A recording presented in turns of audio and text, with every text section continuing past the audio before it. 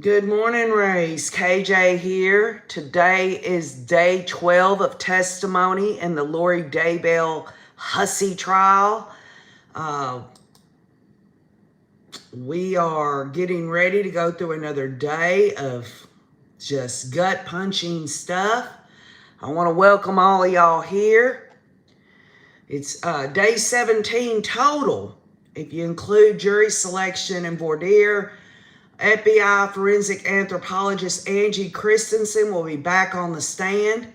Samantha Williams, Tammy Daybell's sister, is also in Boise with her husband.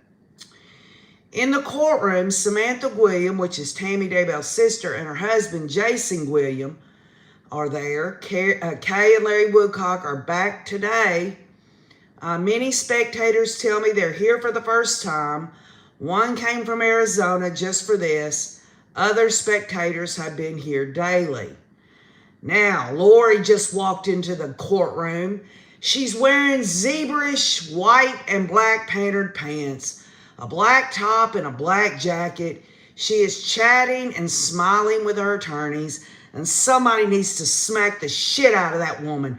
After what we heard yesterday and all the way through this testimony, Lori has no reason at all to be smiling, chatting, doing any of it. Good morning, everybody. Daughter of Scotland. Somebody. Sarah Ann. John Shepard. Vintage Mom of 3. Tina Reddington. Stacy B. Corey Joy. Deborah Tutela. Solo Dove. Summer. Lollipop Guild. Denise Datilio. M. Butterflies to Angles.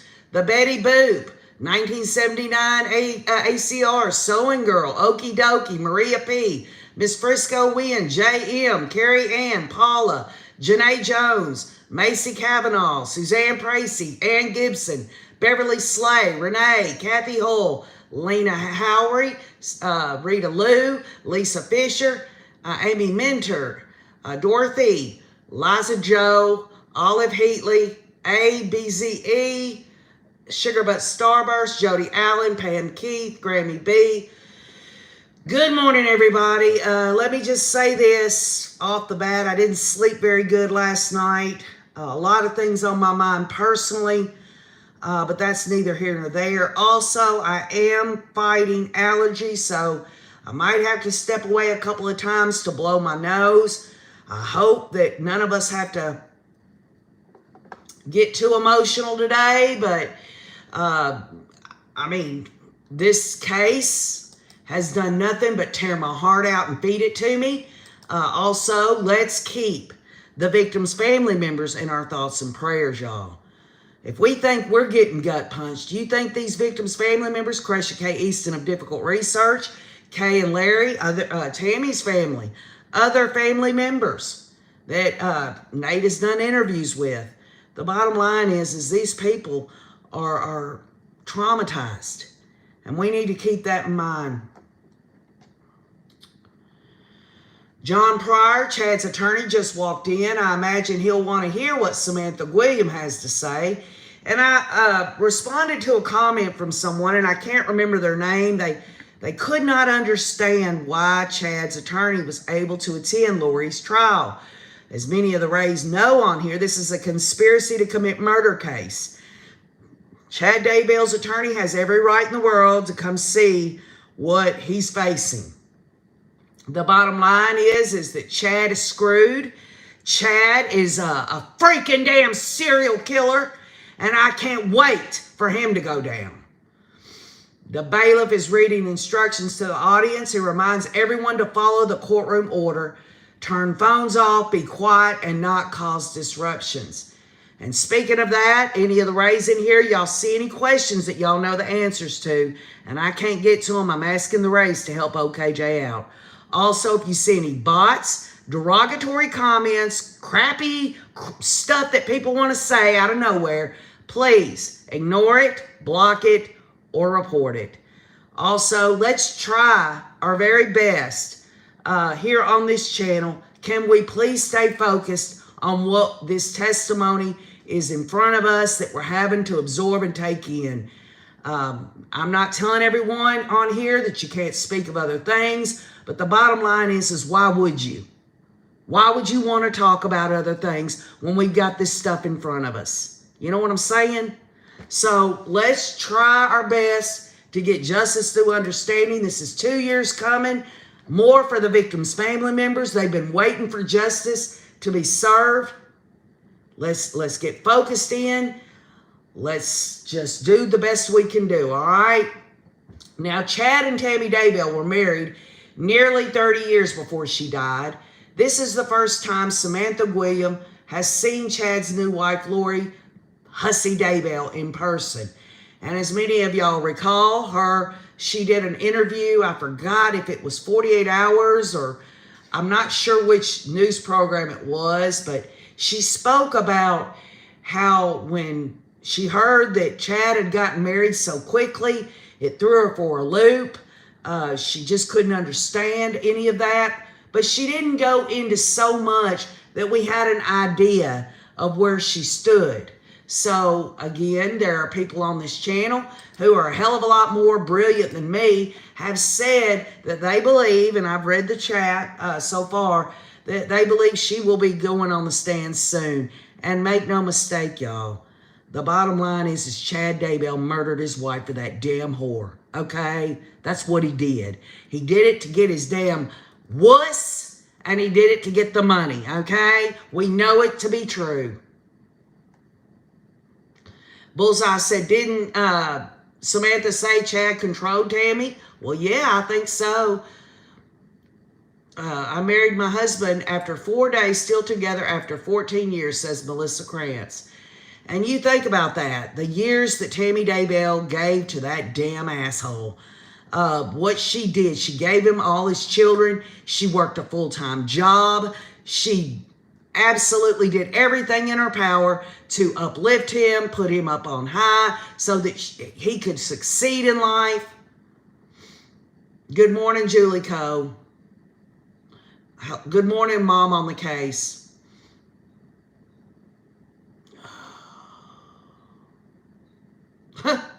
Well, Jen Witherspoon, the Rays on here appreciate anyone who's coming in. We have been working on this for a very long time.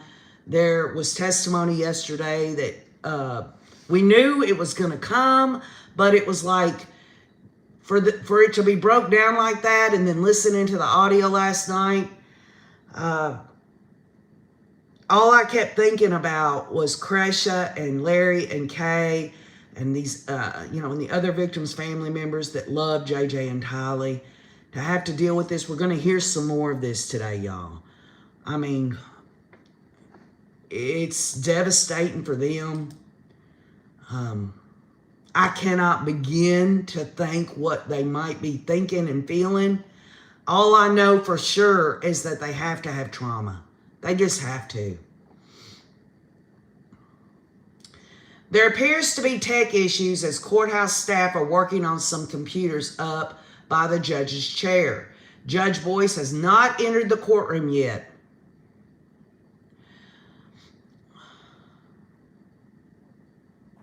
Bama Cat says that Nate said that Larry did go and view the autopsy photos.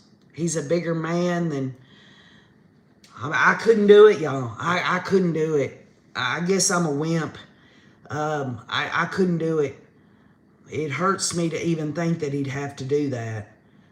Him and Kay and Cresha are a beautiful, loving family that absolutely adored JJ and Tylee. And just to know that it ended like that for them, it pisses me off so bad that that damn woman wants to walk in here today and smile and chat. I can't wait till she gets to prison. I hope somebody puts her in her place. Right, Jen. Tammy gave it all only to be murdered. Good morning, Petita Cafe.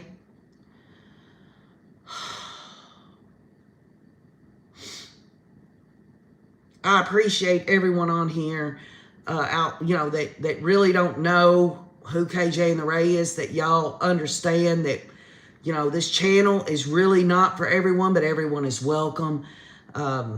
This isn't a show. I opened this channel to get justice through understanding, whatever that means to the raising eye on here.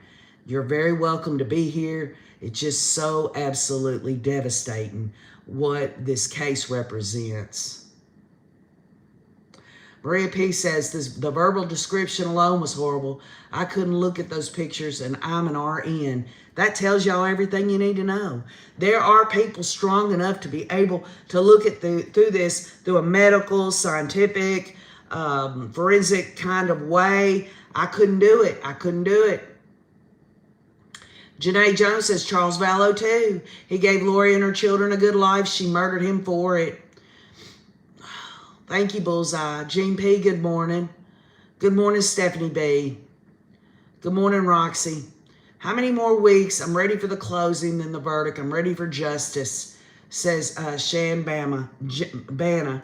Well, this is day 17 of the whole trial.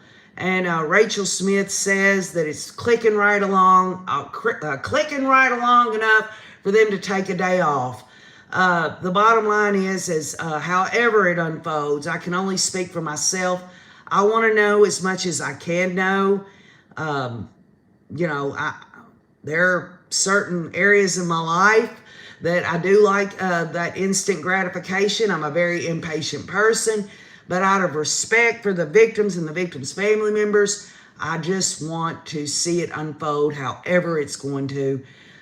Justice, it took a long time to get here, and the state seems to be really, they're putting all their case together where it's almost like they're putting the facts of, just for instance, like this, the medical stuff, and then all of a sudden they're throwing in a bomb of something like Summer Shiflett or Kobe and this and that. These jurors, and remember y'all, one of the jurors yesterday was crying, couldn't look at the monitor.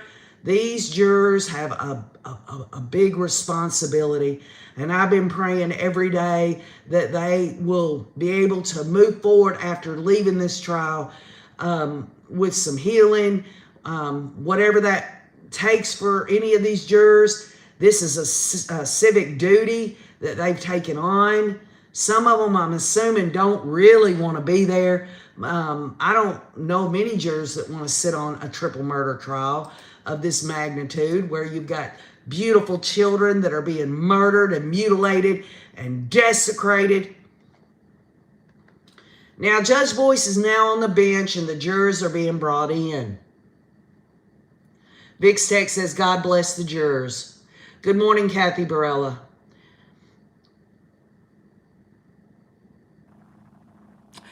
Cindy K, I do remember that, where the bail bondsman and all that, but you know, at this point, I'm looking forward. I'm looking for that winch to go down. You know, a part of me says the reason she's smiling and chatting is because she's so damn fake and plastic that maybe this is just her only way of being, and she doesn't know how to be any other way. It's almost like her behaviors and everything in the courtroom don't line up with what we're seeing and hearing in the courtroom. And then on the other hand, it's almost like this woman is so evil and diabolical that she actually thinks she's going to get out of this, or perhaps, maybe, and this is just me throwing this out here, that she's just biting at the bit to get on the stand to throw this all off on Chad and Alex. Because she doesn't look like she's scared that she's going to prison the rest of her life. And that really bothers me. I want to see her shaking her damn stupid ass boots and her zebra pants. I guess I cannot get such satisfaction out of it. But I guess if I could actually have anything satisfying about it all, I'd like to sit down with her for 5 minutes in a locked room, or one of the victim's family members. By God, if you had Krisha along with Lori Hussey Daybell, I'm going to tell you what. Tina Remington says that Lori doesn't think she'll be found guilty.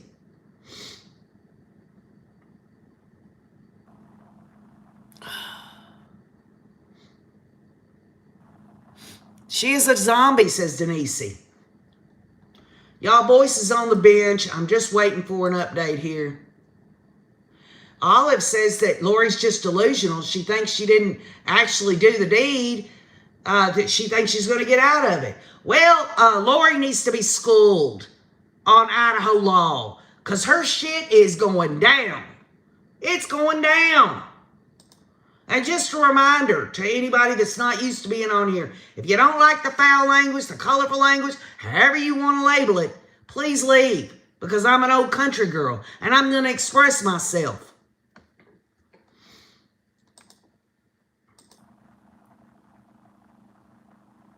Julie Coe says she will be found guilty. I believe that. I'm not concerned about that. What I am absolutely incensed about is how this woman can behave like this in a courtroom.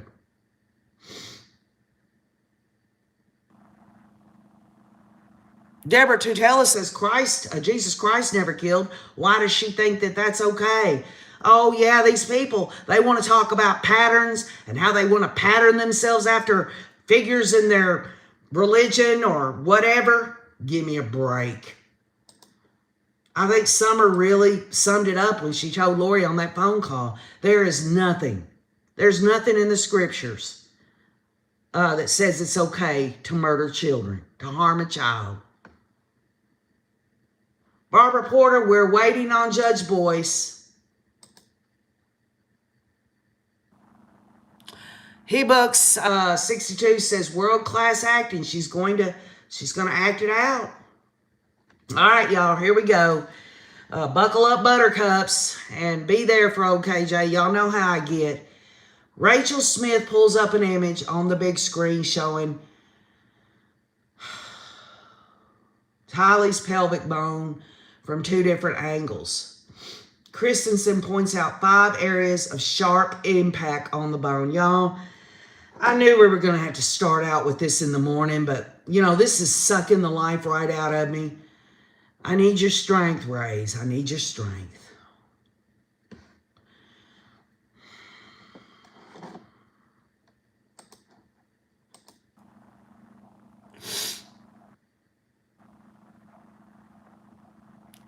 Well, I'm glad you understand, Jen, about that in your country, because I sure don't mean to offend anyone with the way that I talk. But the bottom line is there's 50 million channels on YouTube. And trust me, there are plenty of people covering this case. This is personal for the Rays and I. We've been dealing with this for over 2 years. And we love the victims' family members, and we want justice through understanding.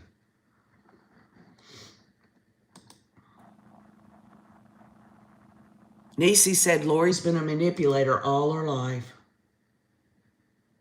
So, and girl, we are all real human beings. We all have our own ways about ourselves. And I'm not saying that you have to accept when something is offensive to you that someone does.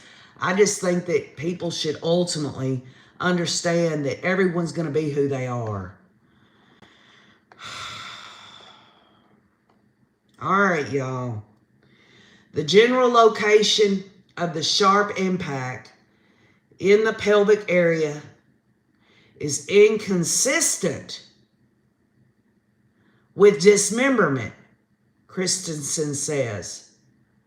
Christensen did not see any sharp trauma on the vertebrae, but she can't know for sure because they were severely burned.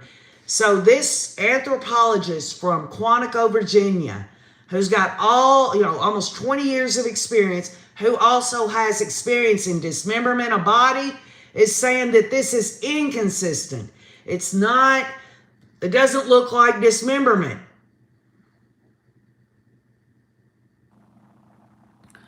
What is she saying? Some of y'all said that Tylee was completely put on the fire. We all were told dismemberment the whole time. I don't understand where she's going with this.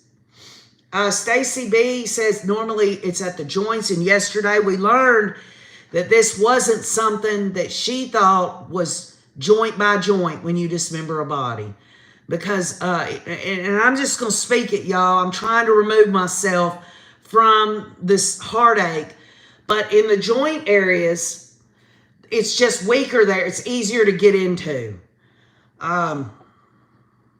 To have this Christensen lady, Angie Christensen, who is she's a specialist.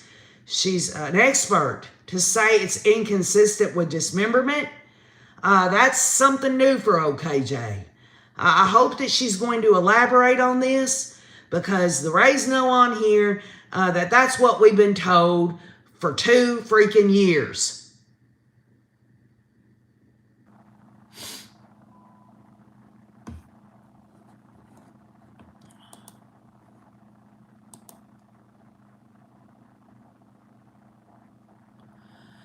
Yeah, Olive, I think we had talked about that, about, once the body was on the fire, they used other tools to break it down.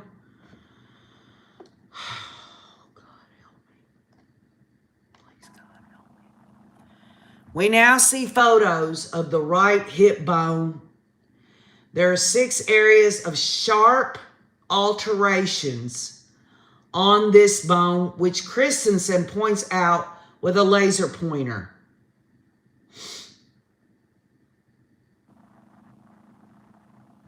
Right, Lollipop Guild. That's why I was trying to use my common sense. I do not see them unless they did this in the middle of the night, but we know that didn't happen.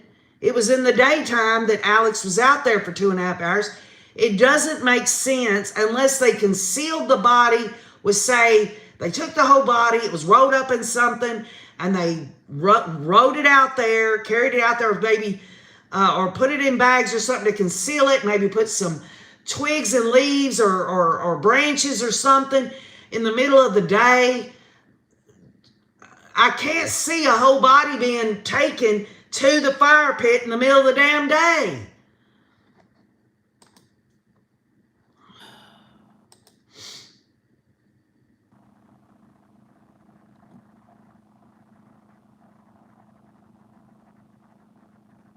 Sewing girl, you're right. The location of these sharp alterations is inconsistent, y'all, with dismemberment. So we are learning now, Rays, that as far as the state's expert is concerned, and she's got a lot of freaking experience. She's in a top-notch profession at Quantico, Virginia. She's saying that these sharp alterations is inconsistent with dismemberment. So we are learning something. At 8:53 a.m. Idaho time, we're learning this. Good morning, Bonnie Baker. Margaret's Neeson Gray. I think the Rays and I know that for sure, that there are a lot of people that know a lot of things, and they've got to live with it. But I guess, we've got feelings and we've got a conscience, but these other people out here, they don't. All they think about is keeping their ass out of trouble. That's more powerful than doing the right thing. They want to take part in this crap. They want to feel like they're the lowercase g's or some special people, that they've got special powers and all this other stuff, and it feels damn good to them while they're in the middle of this bullshit role-playing stuff. But when the rubber meets the pavement and they get dang called out, they scatter like cockroaches. More images are shown on the screen, and Smith asks Christensen to identify the 6 areas of sharp trauma on these images.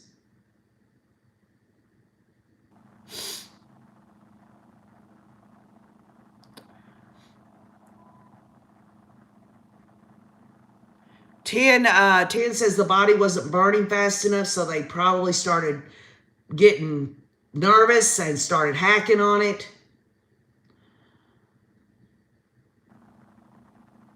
John Shepard echoes this. They must have hacked at her. Good morning, Julie Wilburn. Yes, formerly Fossil. It is horrible what they did to JJ and Tylee. It's not enough, y'all, for these damn evil-ass people to murder them and take their lives. They've got to desecrate their bodies. Number one, because they don't give a rat's ass. They don't care about them. And number two, they did what they did to hide their evil darkness. That's what they did.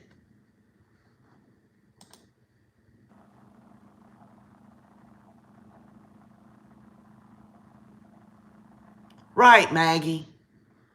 They thought they had all these powers and stuff. Does Lori sitting at that defense table right now, knowing her ass is going down? What's she gonna do? Huh? What's she gonna do? And Chad over there in Rexburg, sitting in a damn jail cell waiting on his turn. What's he doing? Mr. Seeing Beyond the Veil bullshit. He can't do nothing. I'll tell you one damn thing, with all his visions and all this stuff that David Warwick talking about, dreams and visions and all these superpowers they all seem to have, they didn't see this shit coming, did they?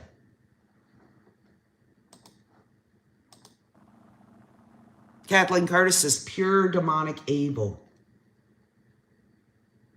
Roxy, why the brutality? Why the brutality? That's what evil does.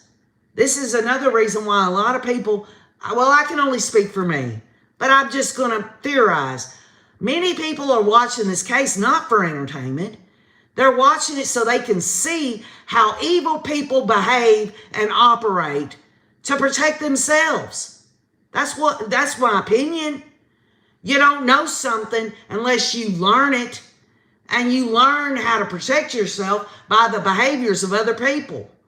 Not completely, but you do. I think people are fascinated. It's a curiosity, a survival type of curiosity, where we want to see what evil is so that we can protect ourselves from it. That's just me, though. We're now shown an image of the sacrum bone, the back of the pelvis between the hip bones. That's what the sacrum bone is, y'all. It's the back of the pelvis between the hip bones, which is attached to the vertebrae. There was one sharp alteration on the left side, says Christensen.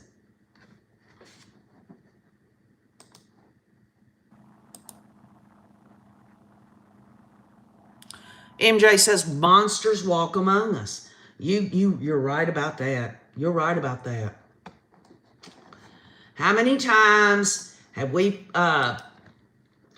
heard of serial killers? They were the nicest people in the world. They lived next door. You never seen anything about them. These people do stuff in darkness. They try to hide what they're doing.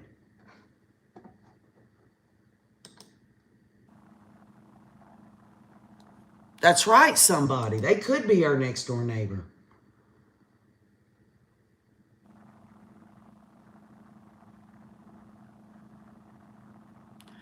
Lollipop Guild, that's a question that I don't know that I'll be ever be able to answer, whether this was a sacrificial thing or whether they just were trying to do, something more, what a serial killer's trying to keep people from realizing that they're serial killers. The bottom line is just let this sink in. If the children if there had never been a welfare check, if the children had never been found, and Chad and Lori and the rest of these cult members, they'd have kept on. They wouldn't have walked away from Chad and Lori. They would have all got together, and make no mistake, other people would have been murdered had it not stopped at the kids and Tammy. And now Charles Vallow.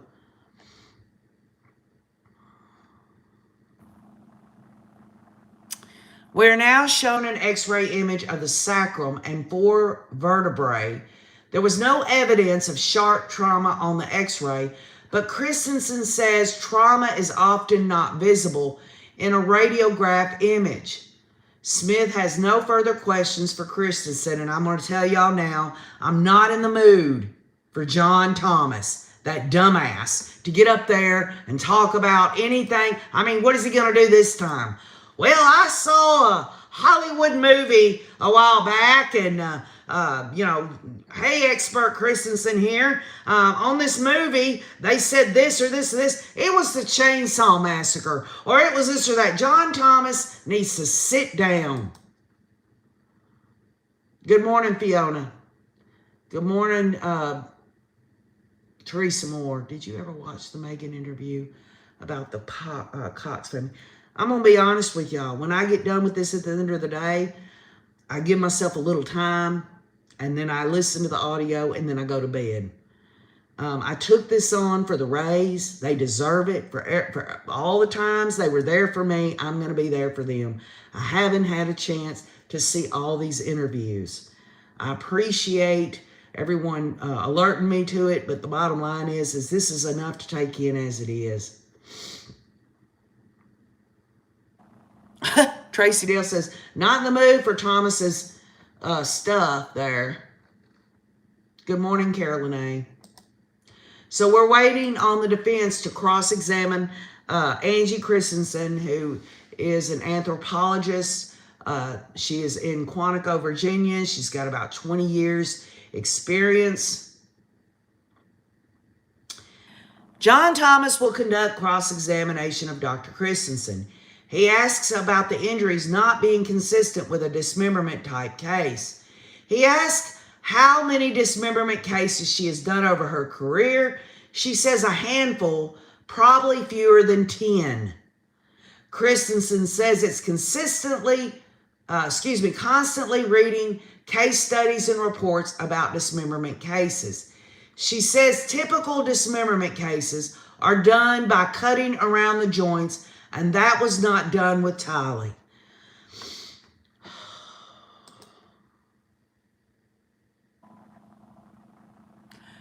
Jane Marie says, I'm here in support of the children.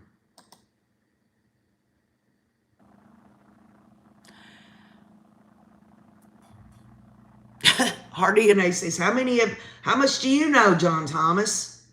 How many movies have you watched, John Thomas, about dismemberment? Because you sure as hell don't know anything about it.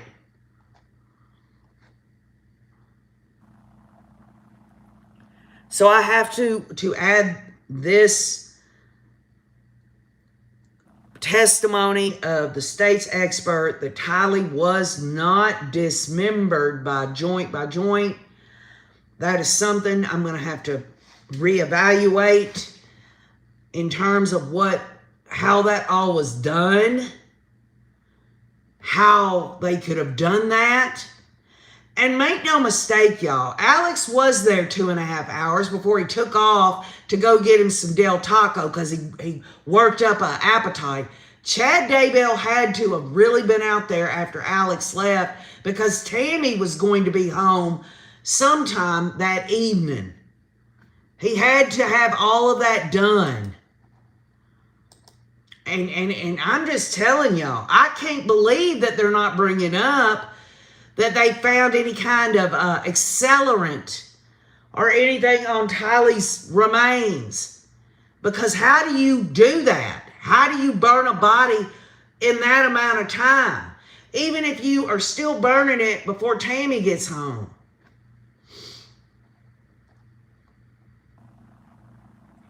Christensen says her main job was to identify trauma on the bones and narrow down what bones could be examined by other humans.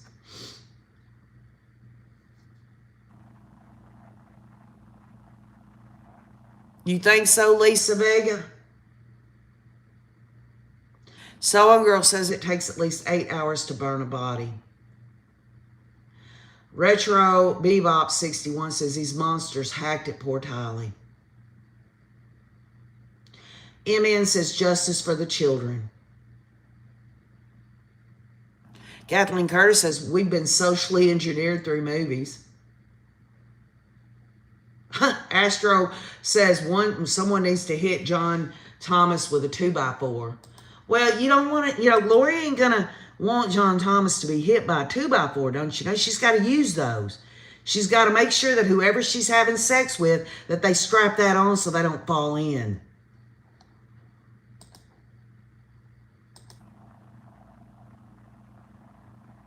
Angela Town says he was trying to cremate Tally, but Mr. Gravedigger didn't do it right. And that brings up a good point. In yesterday's testimony, they say everything was so very precise. And there was reason behind what they did to JJ.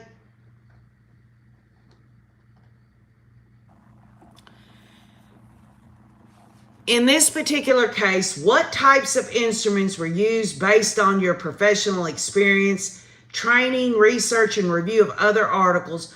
What types of instruments were used, John Thomas asks. And Christensen says that's not her expertise. That's for the tool expert. So, y'all, we might get a tool expert. I don't know. Good morning, Heather Strock.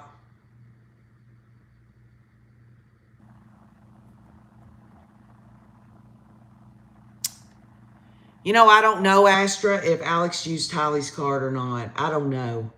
I can't keep all of these facts together. I'd have to go back through and see what I remembered.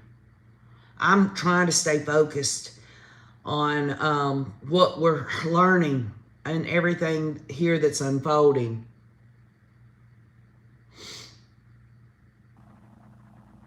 Shanbana says, I believe Tammy was at her parents' during this time, if I remember correctly. And that might line up. That would make sense, don't y'all think? I'm not confirming that. I'd have to look back through that. Just a reminder, Rays, we'll get together on Saturday to talk about all this. Be looking for the Ray Room Chat announcement.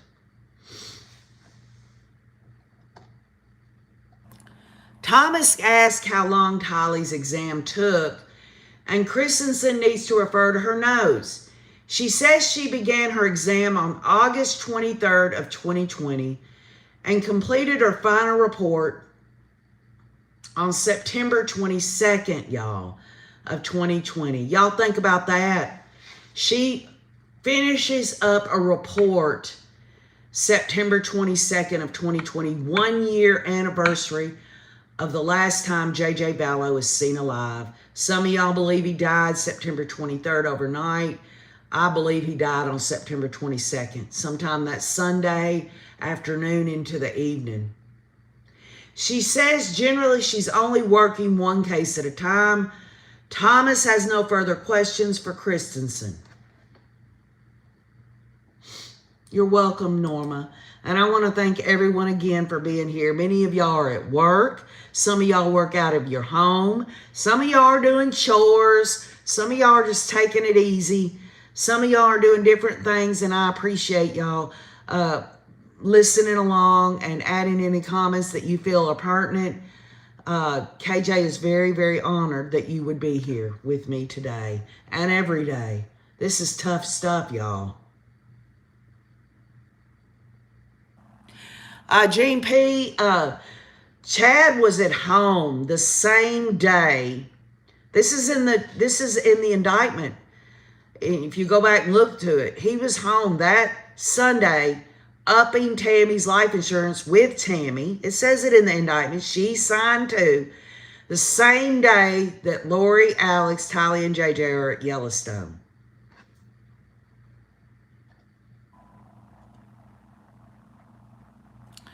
Now, Rachel Smith has a follow-up question. If you can't tell a specific tool, how do you determine if it was actually caused by sharp trauma? It refers to trauma imparted by something with a very small surface area.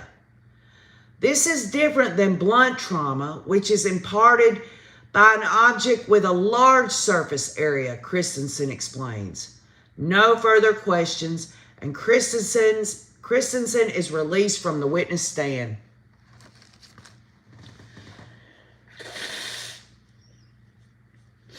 Again, y'all, I've got allergies, so please forgive me if I've got to blow my nose here and there. I hope it's not showing up too bad in the sound. But OKJ is trying to fight this allergy. Or it could be a cold, but I feel just fine.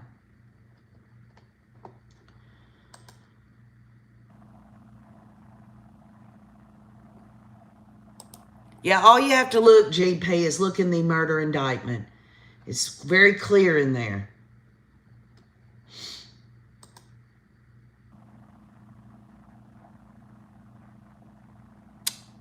Well, keep on walking, CIM. Hi, little lady Di.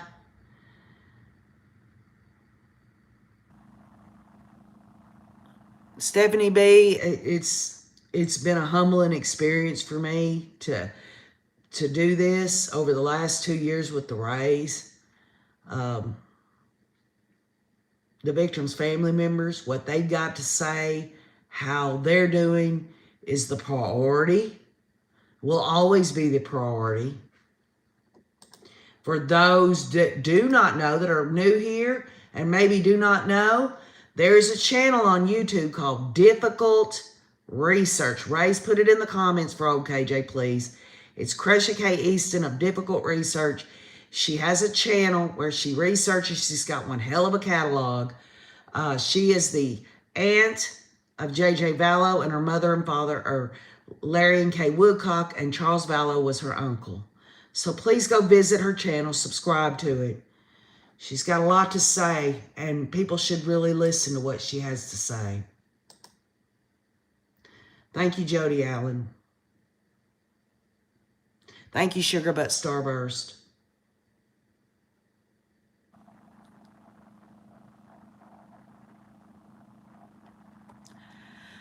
Okay, y'all. The next witness called to the stand is Douglas Halpaska. He works in the FBI lab in Quantico, Virginia. He's a forensic examiner in Firearms and Tool Marks Division. So here is our tool expert, y'all. Fremont County Deputy Prosecuting Attorney Tanya Rollins is questioning Halpaska. So if y'all don't mind, instead of having to say Douglas Halpaska, I'm going to say Douglas. I'm going to say FBI Agent Douglas, if y'all don't mind. Okay, Jay's an old country girl. My tongue gets tied with my accent. Surely y'all can understand. I'm trying to do the best I can on this. Again, this is an FBI forensic examiner in Firearms and Tool Marks, Douglas Halpaska. H-A-L-E-P-A-S-K-A. I'm going to call him FBI Agent Douglas.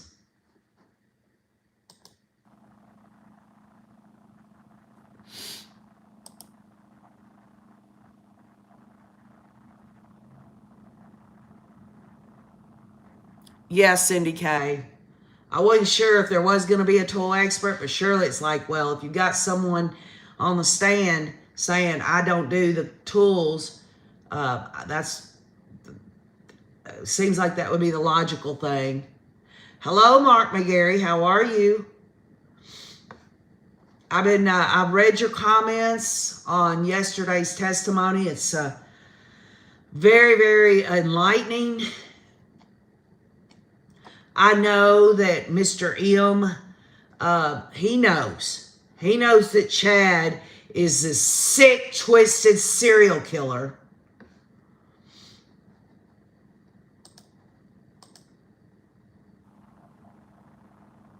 And really, ultimately, y'all, all of this in terms of, I mean, whether, they just said, the state's experts said this was not dismemberment. This tool expert's going to probably give us some idea, but it doesn't, well, it does matter, but what I'm saying is Alex wouldn't have went on Chad's property and done all this by himself behind Chad Daybell's back, using Chad's tools, using Chad's fire pit in the middle of the damn day. Chad Daybell was getting his rocks off on all of this. He's disgusting, and I hope they give his ass the death penalty.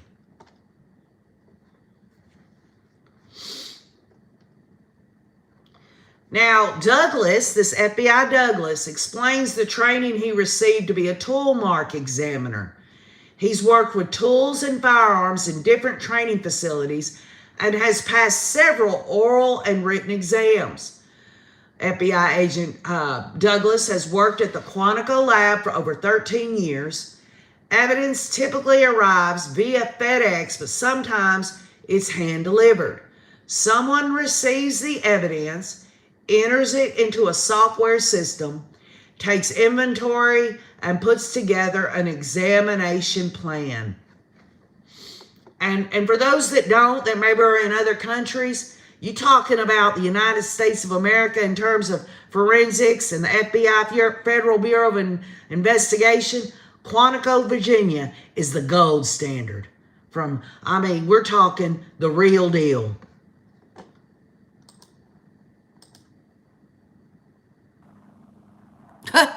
Janet Pretty says, I live in Tennessee. Can we drink after this is over? I think many of us are probably taking a little, just like, what was it? Somebody, Nate asked, or I don't know if it was Justin or Nate, had asked Larry after that first week when they had the graphic photos. He said, they asked Larry how he was doing.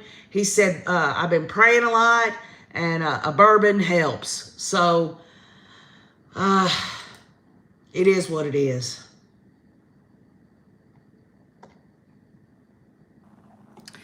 When evidence arrives at the firearm tool mark unit, an examiner or technician picks it up and puts it into a storage facility.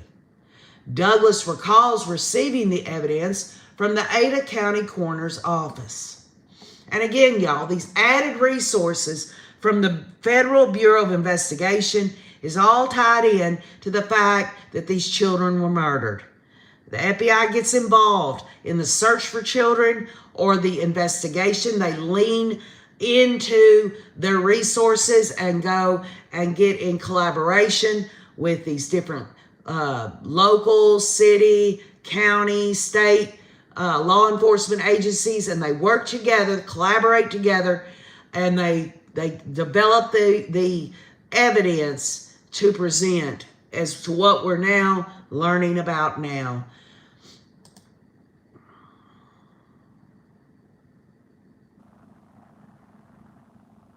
Yeah, VixTex. The feds are, when the feds got involved, Lori and Chad might have been off in Hawaii, but all hell was going to break loose after that.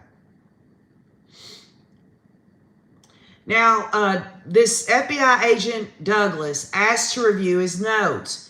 The defense has a right to see the notes before he looks them over, so Thomas is reviewing them. Lori is chatting with Archie, her other attorney. Now, I wonder what Lori is chatting about, huh? You think Lori's talking about the fact that her daughter was desecrated? I don't think so. Lori's probably thinking, she's probably whispering to Archie, well, so what are they going to feed me for lunch back there? Because I don't get to go back to the jail. Am I going to have a sack lunch today? I'm so looking forward to the pleasure of my lunch menu, whatever it is, Archie. Maybe Archie, could you give me a few breath mints? Give me a break. Lori is so evilly, if you want to use that word, if that's even a word, she's disassociating herself from all of this.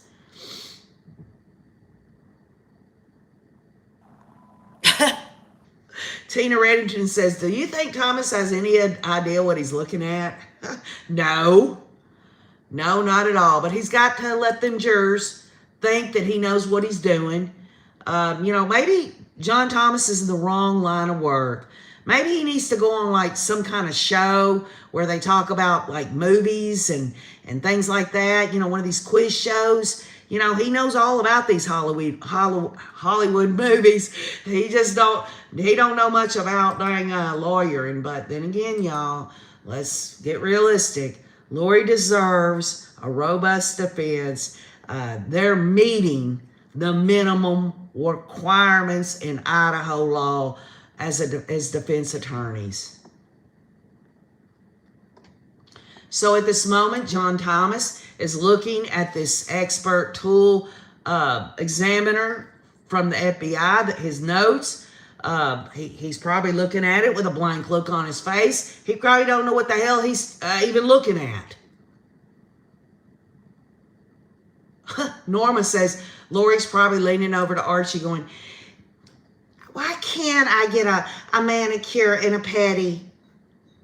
Oh, trust me, the woman ain't going to get one. And how absolutely just so death tone, wearing zebra pants in a courtroom? What's that all about? Like she wants to be a little flamboyant? Give me a break. She used those zebra pants in the past so people could crawl between her legs. She might as well sit on a street corner with them on and spread it open and let people flick nickels at it. Well, they do, Corey, Joe. They probably, heck, for all we know, Archie and John Thomas, maybe they're taking instructions of Lori says, I need something with a little more, a little pizzazz or something like that. Or maybe, y'all. I mean, is it a stretch that John Thomas and Archie are absolutely getting aroused going shopping for Lori? Ooh, John Thomas says, I've got her size. Ooh, these are nice looking zebra pants. Give me a break, y'all. Give me a break. That is just absolutely so uncalled for. She should be in there not wearing stuff like that.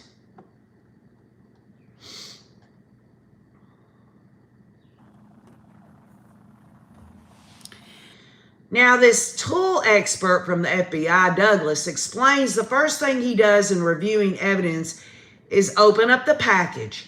He then reviews the evidence for any tool marks. He documents it in his notes with images or handwritten notes.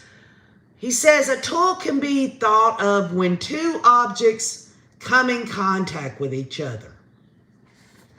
The harder of the two objects is called the tool. So what he's saying, y'all, is the two hard objects is a tool and bone. And make no mistake, bone is hard. I'm telling you. The softer of the objects is called the tool mark. So that makes sense to all of us, really. Hopefully it does. There are two objects. One is harder than the other. The one that's the harder one is the tool, and the one where the marks are in it is the tool mark. That's self-explanatory. And y'all are gonna have to brace yourselves, because I really believe he's gonna tell us what his opinion is on the tool that was used, and perhaps it'll be the pickaxe, but maybe he'll say there'll be other things as well. And I don't mean to spoil it for y'all, but they've already said that in opening statements, so that's not a spoiler. Rawlings asks Douglas if he used casting material. He says he did. Casting material is a silicone-based compound. It's administered onto a surface as a thick liquid. Once the substance dries, it dries into a rubberized material and picks up casting of the items. In other words, I'm sure y'all can picture this, but if there's something, say this was something, this piece of paper, and there was indentions in it, and you put this liquid on it, then you pull it up, it's like rubber, you see the casting, in other words, the marks, the indentions. Douglas took 5 castings of the evidence items. Remember, y'all, Christensen said there was 6. The 6 marks or whatever that she saw.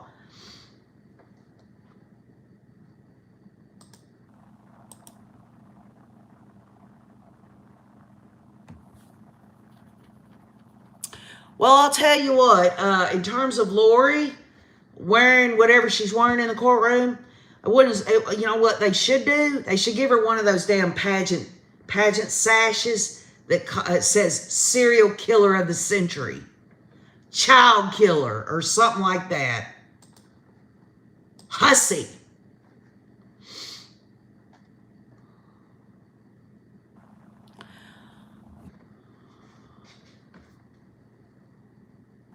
Right, sewing girl.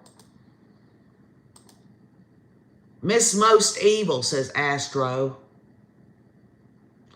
Sewing girl says, give Lori a tiara of human bones. That would be so fitting. Of course, I wouldn't want her to have the bones of her children. I think it should be the bones of Chad once they give his ass the firing squad. Let her have Chad Daybell's bones on her head. She had Chad Daybell's Johnson, his bone in her, several times.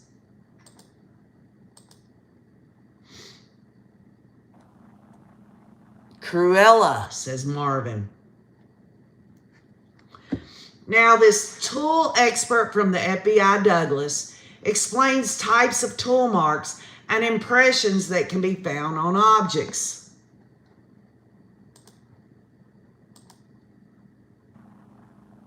Janelle Murphy says Lori will do anything to get attention. And she's getting complete attention, y'all.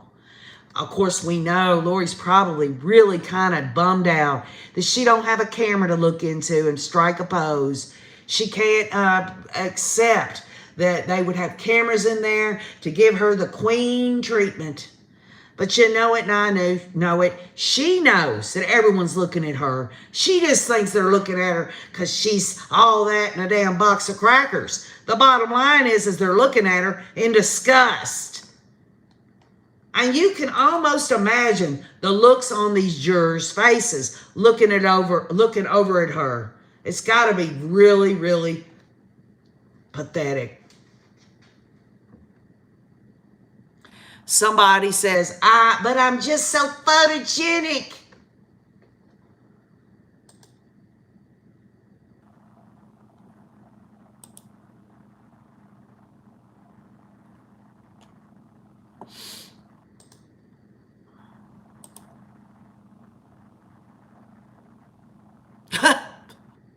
Debbie Hersko says, I want to see what kind of attention Lori gets from her community there in prison.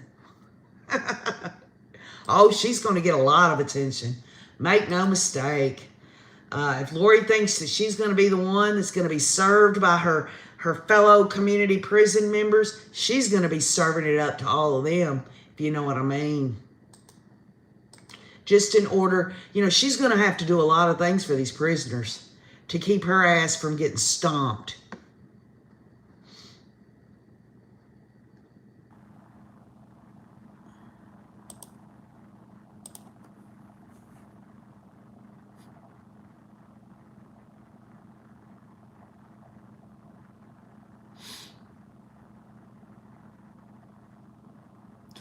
Old Bat Two Cat says, I like the picture Nate Eaton has on his report. She looks like the aged woman that she is. Oh, yeah, that was brought out yesterday. She's aging. But y'all, didn't you know? She's turning translated. That means she's got the fountain of youth in her. No, the demon in her is showing everyone the zombie that she really is. Now, this tool expert, Douglas, says during the first part of his examination process, he documents everything in his notes. During the next level of the exam, he brings in a comparison microscope that allows him to look at two separate samples using the same viewing field and magnification. Y'all, we're fixing to find out what they did. Again, for those just joining us, Christensen says in her expert opinion, the anthropologist from Quantico, Virginia, is saying that Tylee was not dismembered at the joints. So this tool expert from the same FBI, Quantico, Virginia office there is coming in. He's going to tell us his expert opinion on this.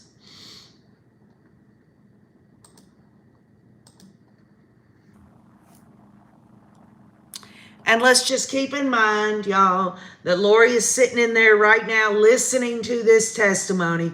She doesn't have earphones in. There's nothing to see that she can turn away from. She's got to hear it. And I hope it sears in her brain.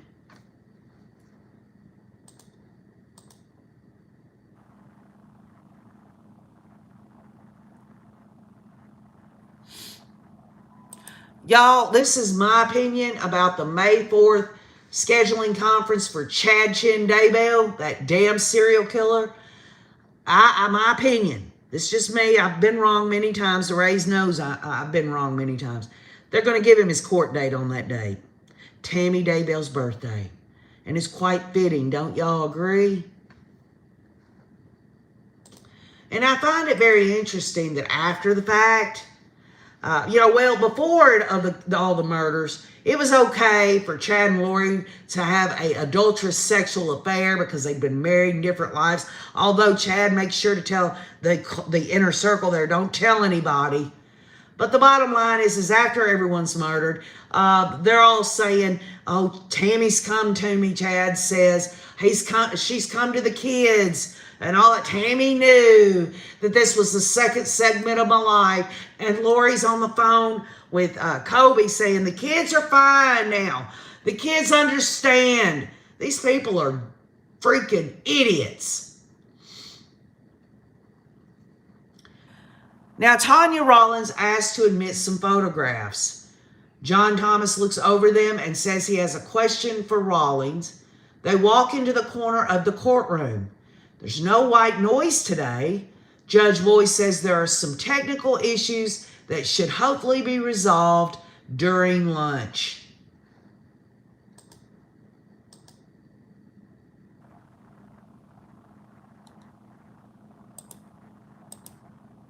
Hi, Buddy Jay.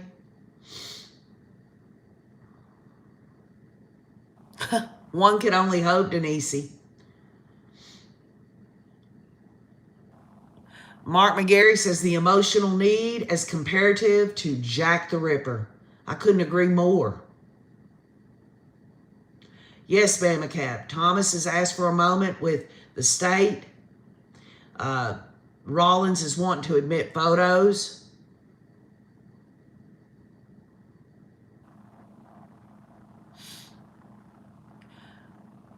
Good morning, Evangeline Light. Okie dokie. Lori has been chatting and smiling this whole trial, basically.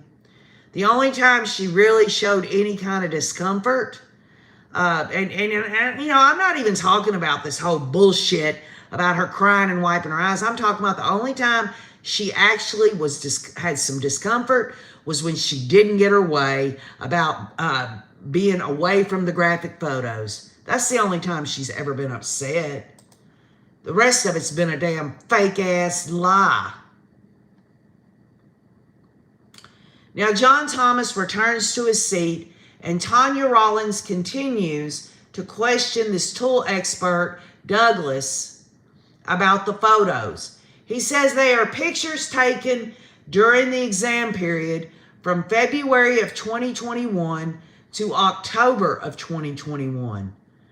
Douglas placed markings on the photos and bones.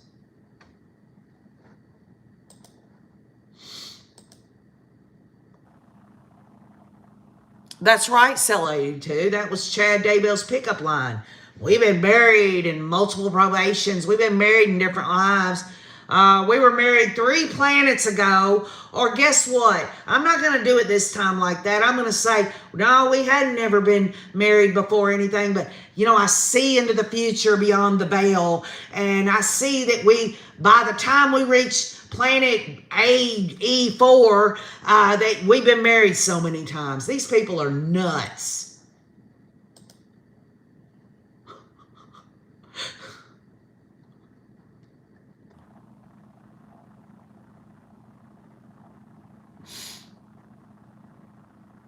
Sewing Girl says Chad should write a book about cultist pickup lines.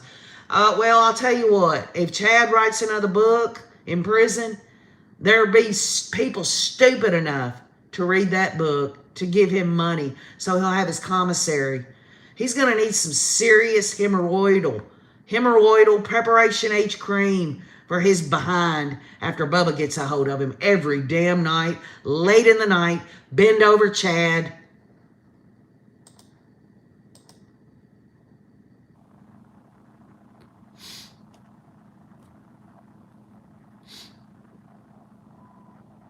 The only thing, Mark McGarry, that's getting me through this type of testimony is knowing that my belief system says to be absent from the body in terms of your last breath, to be absent from the body is to immediately be in the presence of God.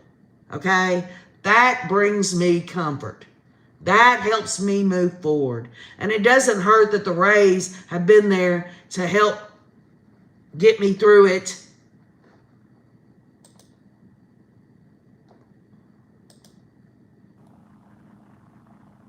Yeah, I guarantee you if Chad could make a commercial and make some money on some hemorrhoid cream, you can almost see him now. The bars are in front of him, but he's holding up a tube of hemorrhoidal medicine. Hey, folks, I use this type of hemorrhoid medicine, and you should too. When you've got that irritation on your behind, when things get knocked around a little bit, you gotta have something to soothe the irritation, the bleeding.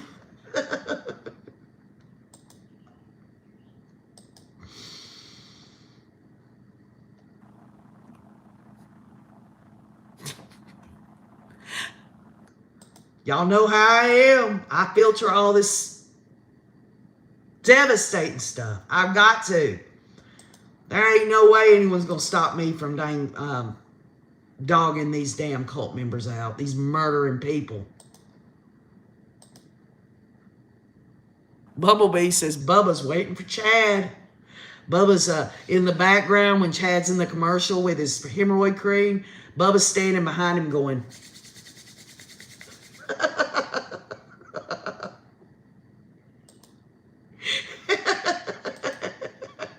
feel the burn, says Carrie Lynn. Oh, okay, y'all. I gotta stop. Y'all know how I get. When I get nervous and emotional, sometimes I have to make fun of these people. But y'all, this next tweet, an image of the hip bone is displayed on the screen. This tool expert, Douglas, points out damage on the bone and says there are signs, y'all, of stabbing and chopping type actions.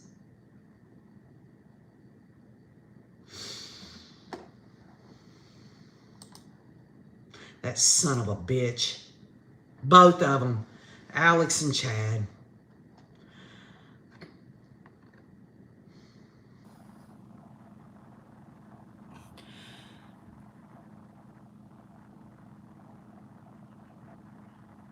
When you think about the time that day on the 9th that Alex was out there for 2.5 hours, and the state is saying that this was not dismemberment, that it was not joint by joint. This lines up with some of what the Rays have talked about, how, and I think I've said something along those lines in the past about stirring things up in the fire and chopping at it to get it to burn down.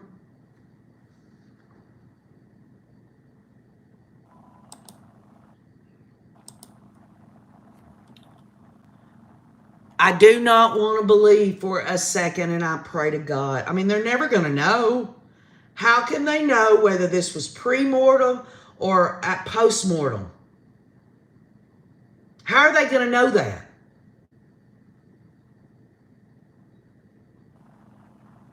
They're not going to know that, y'all. Just as no one really is going to know whether JJ was given GHB or not.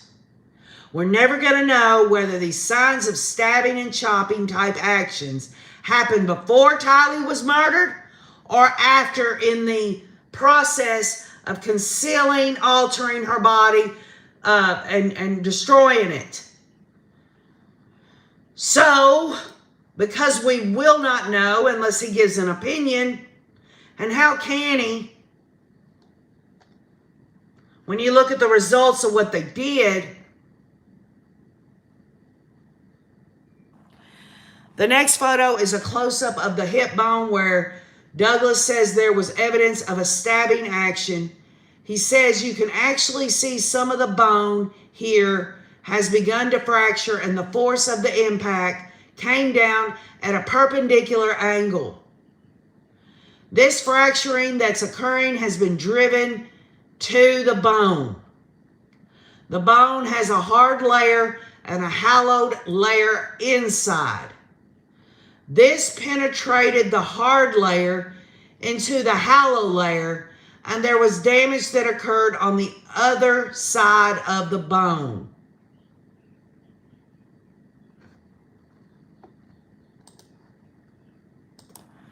So, I mean, anything goes on this, y'all, in your theories and hypothesis on before or after her death. I have to believe, because I have to believe that this was after she died. This was their way of, they didn't do dismemberment to the joints, so they had to do other ways, y'all. When you look at the results of what they had left of Tylee, I have to believe that. I don't want to believe this happened before she died, okay? That is KJ's theory. I'm not going to look at it any other way. Not at this point. Not unless something else tells me otherwise. Because I can't stand the thought of this happening before she died.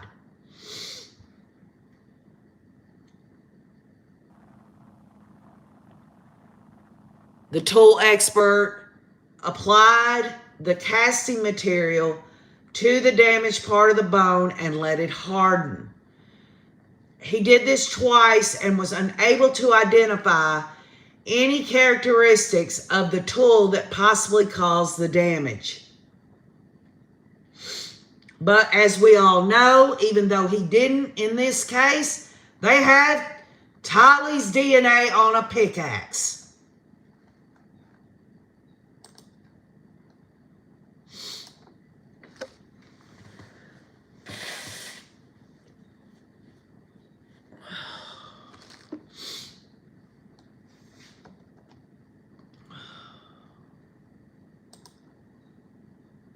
It is so absolutely devastating.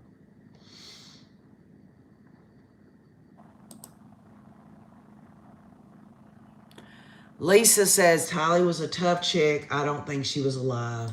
That's what I'm going to believe at this. Paula says Lori that Tylee was murdered in Lori's apartment, y'all. I have to believe that. I have to believe that.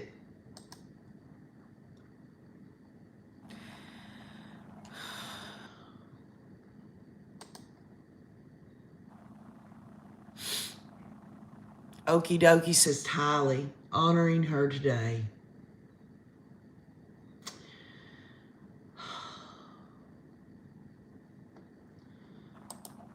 That's true. That's true. But then again, I'm not saying that Tylee was fully aware. They could have done something to her, but I don't believe that the case. I just think this was a way to conceal and alter her, and to burn her, and to chop her up in a different way other than dismemberment at the joints. I have to believe that. At this point, I don't want to see it any other way.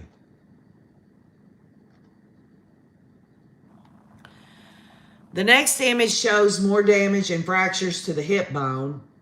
Douglas says the damage was caused by chopping type action. It didn't drive all the way through the hard layer of the bone, but you can see basically part of the bone of the damaged area. Douglas says he took a casting of this part of the bone, but was unable to identify characteristics of the injury. Now remember, he did 5 of these rubber liquid castings that dry, and then he pulls it up. He's already said this is the second one. He can't tell what the tool was on the damage and fractures to the hip bone on the second casting. I pray that he will be able to say something here with the last 3, y'all. Let's all just hope this is where this is going. But even if, y'all, even if he can't tell what kind of tool it was, It doesn't matter. Because the bottom line is they did this with some kind of tool.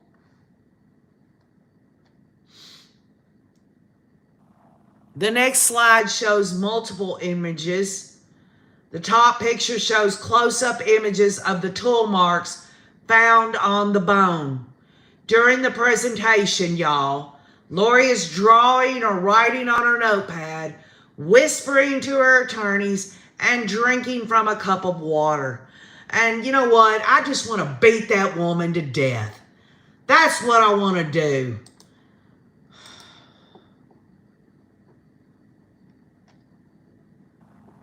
It is pathetic that that woman is allowed to live. She gets to know what it's like to quench her thirst with some water. Well, I'll tell you what, y'all. I hope some of these prisoners do Lori a great big favor and pee in a cup and say, drink it, wench, or I'm going to beat your ass.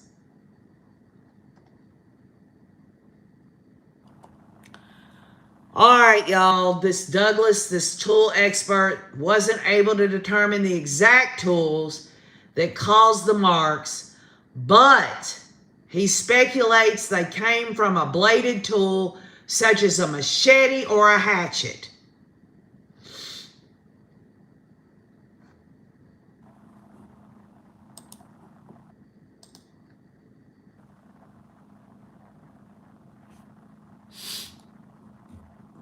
So he is speculating.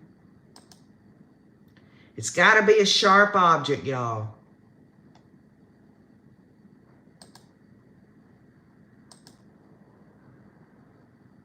Dodging Bullet says, I would say a machete.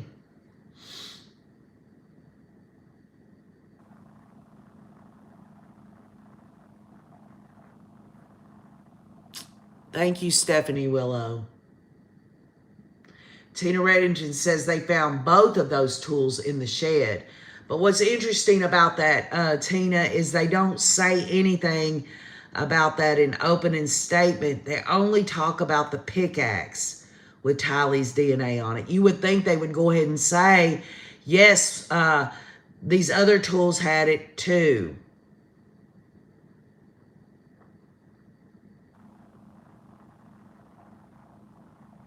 Good morning, Ann Thomas. More of this devastating stuff going on here, y'all, in testimony.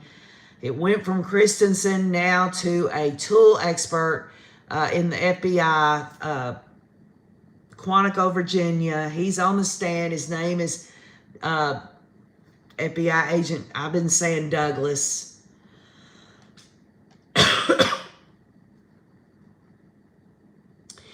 Another photo shows a crack in the bone that cut through the hard layer and transferred to the other side of the bone. This tool expert says, it indicates to me there may have been some type of serrated edge on the blade, adding that it came from a chopping type action. And I don't want to think about that, y'all. I cannot let myself, because when I read something or see something, and I visualize stuff immediately without me trying. And to think of Chad and Alex over there doing that to Tylee's body, it is horrific. It's a horror show. It's worse than any freaking Hollywood movie that John Thomas has watched.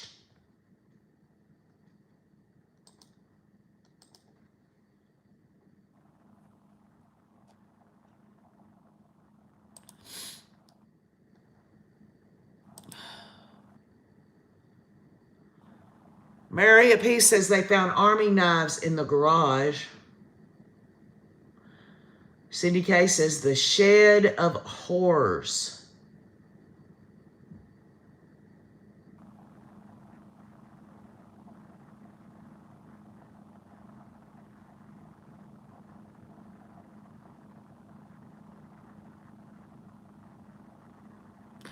Just Looking points out a great point.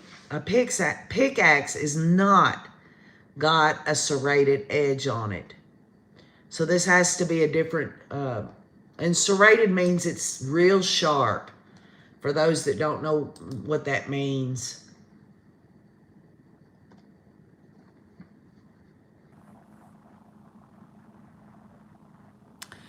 It does me, Mom, on the case. This makes my body and stomach hurt. I'm sure, Lisa, someone will have the movie rights to some horror show. And how absolutely distasteful and disrespectful.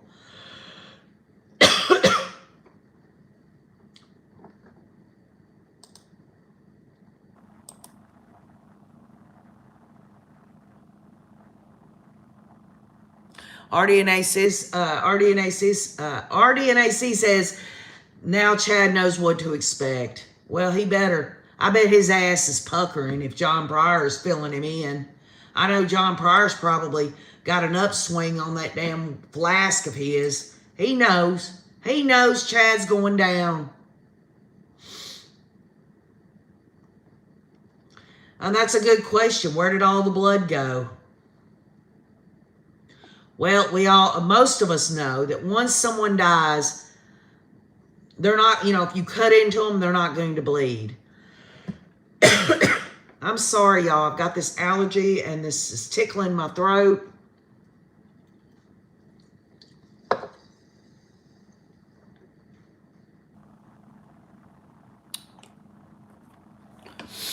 We now see a photo of the backside of the hip bone.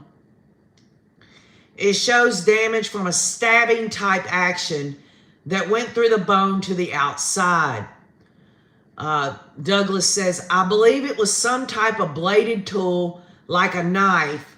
However, I couldn't preclude other tools that might have some type of pointed edge.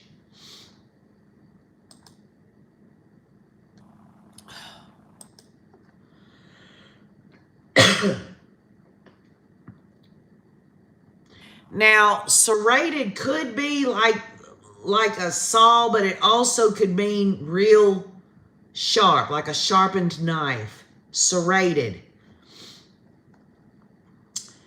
If any of the raison here would be so kind as to put the definition, copy and paste it, put it in the comments. What is the definition of serrated? S-E-R-R-A-T-E-D. Oh, Amica Cream says serrated has teeth.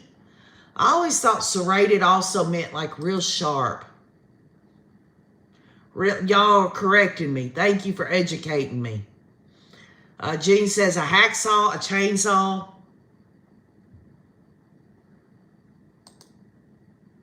Okay, THX says serrated, saw-like. So when I think of serrated, I was wrong. I'm being educated here. That's why I said it's jagged. Hunting knife, like teeth. Michelle says having notched edge. Kathy says serrated is like jagged teeth. Saw-like. Thank y'all so much for educating me about that.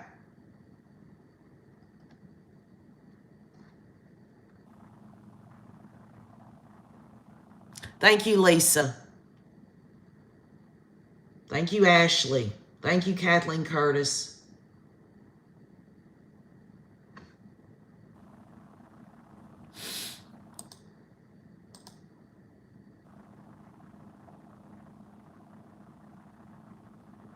Jean Marie, that puts that into perspective. I know, Donna. I've already taken something this morning. But it's just non-drowsy stuff, and the only stuff that works on it is the stuff that makes me drowsy. And I can't take that stuff that helps me because I'll be drowsy. So I'm having to take this other allergy stuff that isn't really helping. And I don't like taking medicine anyway. Tanya Rawlings presents more photos showing damage to the bones. We now see an intact portion of Tylee's spine. It has marks consistent with a chopping type action, says this tool expert.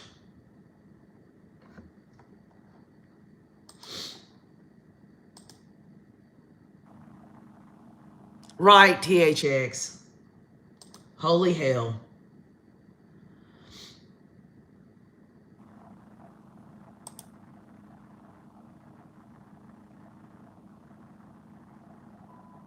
Circular workshop saw, says Anne-Marie Atherton.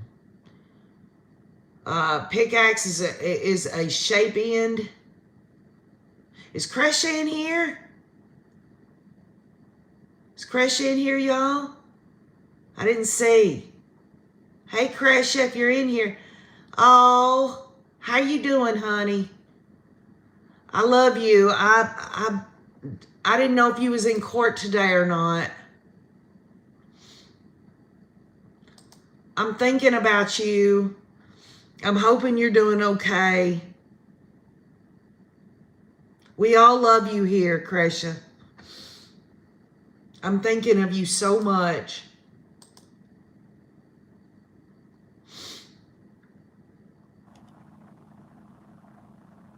Y'all, for those that don't know who Crescia K. Easton is, she is the aunt of J.J. Vallow. Her mother and father are Larry K. Woodcock, and her uncle is Charles Vallow.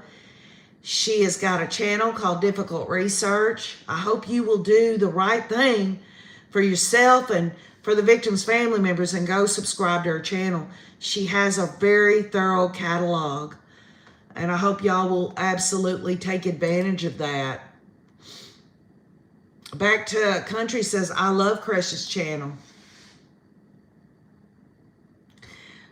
We should all feel very honored that she's here, y'all. You know, many times people will listen to these terrible, awful cases, but they never get the opportunity to really meet a victim's family member, or really not just meet them, but also get their take on things, which is absolutely the most important thing.